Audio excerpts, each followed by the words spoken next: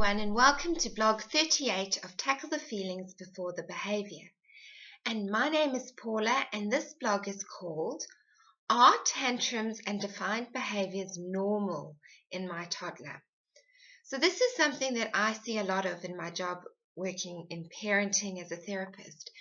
And it's one of those things that parents, although they sort of know kids tantrum and are naughty and things like that, when it's your child and when it's happening, it can be really alarming. And some parents can really catastrophize this and think, my child is going to be a criminal, like I can't control my child now, we can't go out in public, what is going on? And he can get really aggressive, or she can get really aggressive, and all these things. And it's very, very difficult to gain control, to know what to do, and to know what's going on for your child. And it's worrying. It's so concerning for parents. And that's why I thought I want to make a video about this for parents who don't get to maybe come in contact with parenting specialists or therapists or anything like that. And they're just parents struggling through the awful 2 to 4-year-old tantrum zone.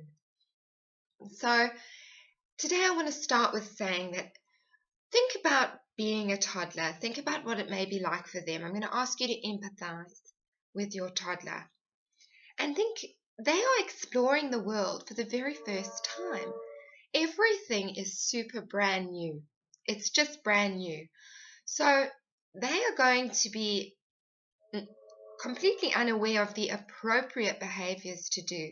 They also are seeing the world completely from an emotional lens. That is their primary sense. Their brain is not developed for thinking. Their cognitive part of their brain has not developed enough for them to think consequences, to remember certain things, to do all that kind of mental stuff that we do when making decisions and going and interacting with other people. They don't have that yet. They act on their feelings. And this is also something that they just do instinctively. They're running on instinct, or they are modeling what they see in you. And so if you don't express certain emotions in your home, they are not going to know what to do with their own emotions.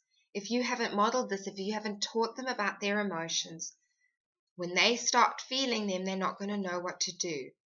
So how does this link in with tantrums? The reason for this and the role that you play as parents is to identify what emotion is going on for your child. What emotion do you need to attend to? Because if you tackle the feelings before the behavior, you will likely remove the behavior and replace it with something more adaptive and something more positive and appropriate, without having to actually work on the behavior much at all. Because the behavior is an expression of the feeling.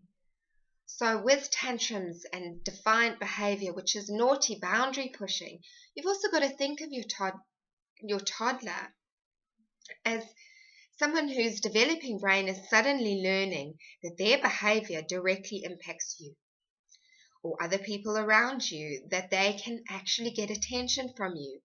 And many parents do see this kind of tantruming behavior and the behaviors that come with tantrums and acting out as attention seeking. And so what I'm going to say to you, what the trick to tantrums is actually in the heart of emotional regulation. And attention seeking is just another expression. So you're not wrong. Your child is attention seeking. But they are trying to get your attention to meet a need, an emotional need, and the emotion underneath tantrums is fear. That is the core emotion here. So that's a difficult one for you to hear, I know that. To hear that your child, the associated emotions are unstable, lack of emotional safety, insecurity, all of that kind of stuff is hard for you to take on as a parent, and that's okay. So I want to reassure you that kids go through this. This is so normal. They are supposed to, because they are in the unknown, and one of the biggest things we fear as a human race is the unknown. This is what it's like for kids. They are exploring things for the first time. That is why it's important to think about it from their frame of reference, from their point of view. Everything's new. it's nerve-wracking, and they're going to feel anxious. And so what helps them, what fear needs when you look at that fear are certain things. So reassurance. You want to reassure your child a lot. You want to be there. You want to be a full presence, reassuring your child you are there for them. You are their guide, their teacher, their parent, the person that loves them, the person that will look after them and protect them. You need to reassure them that that is your role with them.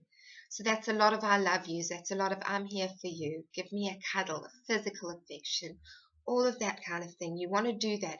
And I always say to parents, outside of the actual tantrum, you want to be doing prep work. You'll hear that in a lot of my videos. Prep work is key. You want to preempt this. You don't want to wait till it's escalated to the point of your child's violent, because they are so incredibly angry inside because their needs are not being met. And its secondary emotion is turned into anger. And they're angry with you, and often we punish, which creates even more anger, instead of trying to attend to that fear.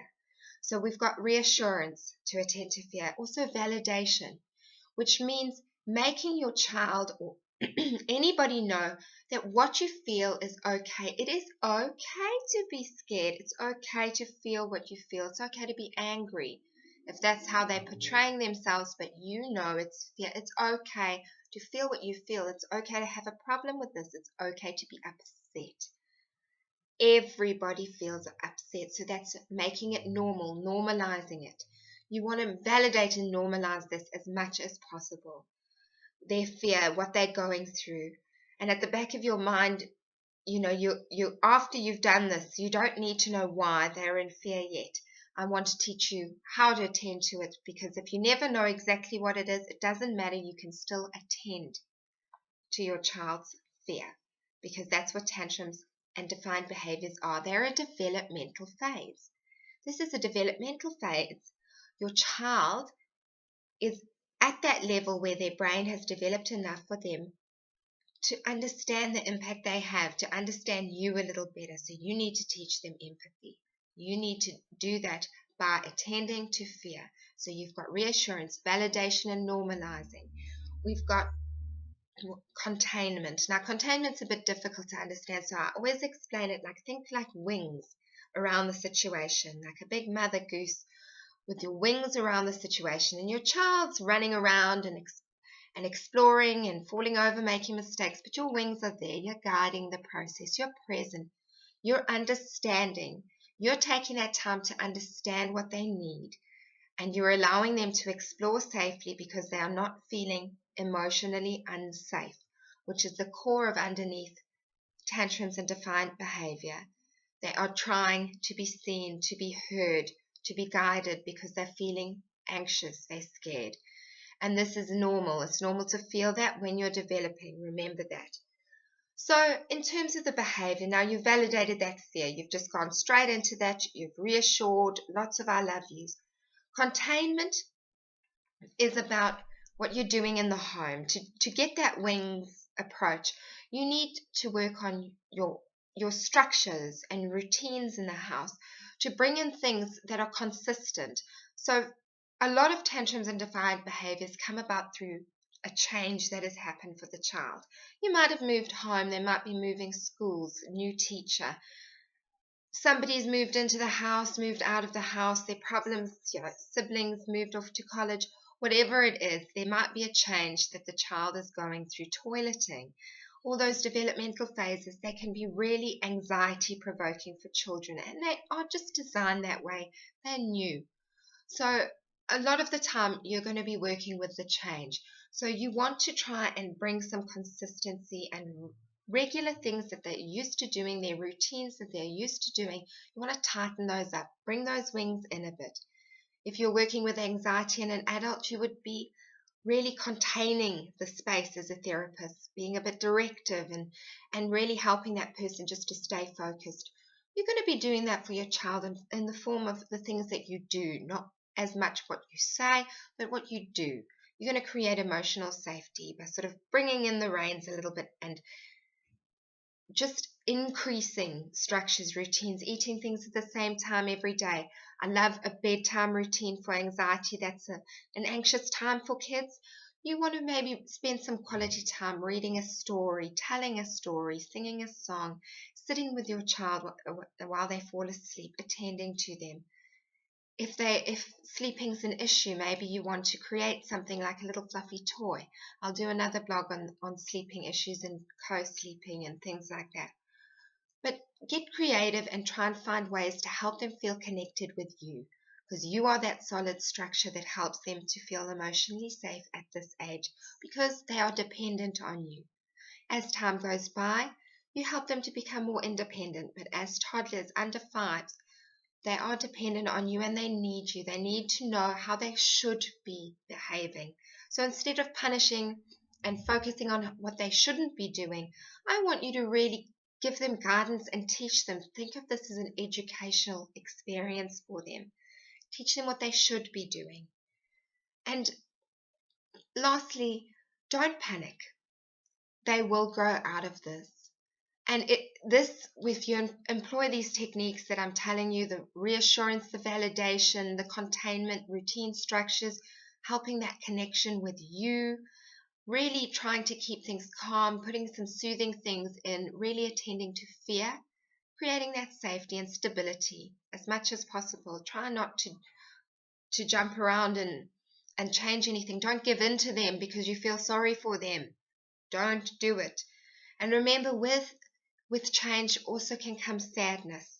So just a little plug there for sadness. It needs soothing. So you want to comfort and soothe sadness. Sadness comes with loss and change. So if that's the issue, if there's been a big change, watch out for sadness too. If there's tantrums and acting out, that is an expression that children have of their fear, of their insecurities, of something being wrong for them. So just pay attention to that. Don't punish it. Guide and teach.